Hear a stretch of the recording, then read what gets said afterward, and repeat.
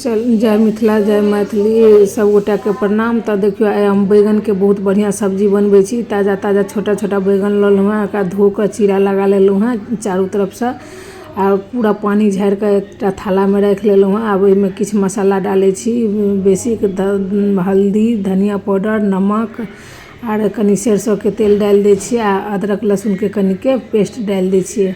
पीसने नहीं छलहुँ हम तो एक बढ़िया से मिक्स कर ले छी। यदि सूखा पड़ा तो कनी पानिओ डाल के हम मिक्स कर ले छी लिए मसाला के। अब एक एकटा बैगन में बढ़िया से अंदर तक लगा दियो, बैगन जैसे टूटा नहीं, आस्ते से लगा दियो पूरा बैगन में। बढ़िया बहुत स्वादिष्ट बने छे। अहाँ सब जरूर से बनाबी, सब्जी बहुत बढ़िया रोटी पराठा सबके साथ में बहुत अच्छा लगा। तब तक इमहर 5 मिनट छोड़ दिलिए बैगन में मसाला लगा कर। तो दही ल लेलहुँ हेँ, एक कटोरी में साइड में रख लेलहुँ हेँ। अब लोहिया में तेल डाल दिलिए, तेल डाल कर चारों तरफ लगा दै छियै जे बैगन चिपके नहीं। अब तेल गरम भ गेल तब बैगन सबटा डाल दै छियै, एकरा फ्राई करै छी। बेसी नहीं गैस के तेज राखब नहीं कम राखब, मीडियम।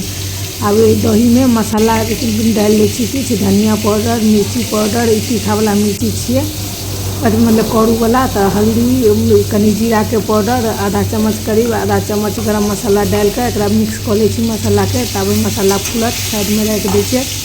इम्हर बैगनो हमर अथी भुजा के तैयार है। अब एकरा निकाल ले छी। तेल कनी गंदा भ जाए छे तो तेल के अहाँ साफ कर लब छुन्नी से।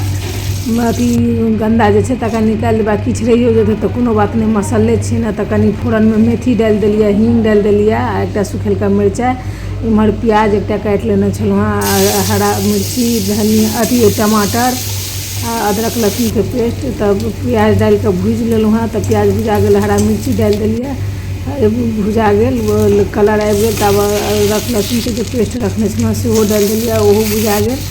तब ओहिमे डाल देलहुँ हेँ टमाटर के किछु देर भूज लेलहुँ हेँ। एहिमे स्वाद के हिसाब से नमक डाल दिलिए, अहाँ अपना हिसाब से डालब। नमक ध्यान से पहिने हम बैगन में डालने छलिए। अब दही वाला मसाला जो बनेने छलहुँ सेहो डाल दिलिए। तेल छोड़ते जाबे तक तब तक एक बढ़िया से भूज ले चारों तरफ से। देखिए तेल छोड़े लगले, मसाला भुजा गेल। अब वही बाटी में हम पानी ल के अथी जेमे दही के मसाला बनेने छलहुँ वो डाल दिलिए। अब सब्जी अथी मसाला वाला अथी जे देने छले से बड़का लागल पानी। तब ओहिमे बैगन डाल के 3 से 4 मिनट एकरा खौला लेलहुँ हेँ। अब खोल गेल तब सब्जी बन गेल। तब लास्ट में एहिमे कनी मैगी मसाला डाल दै छियै, जे स्वाद बहुत बढ़िया होइ छै। अहाँ सब जरूर से बनाबू, रोटी पराठा सबके साथ में बहुत अच्छा लगे छै। कलर देखियो कते सुंदर लगे छै।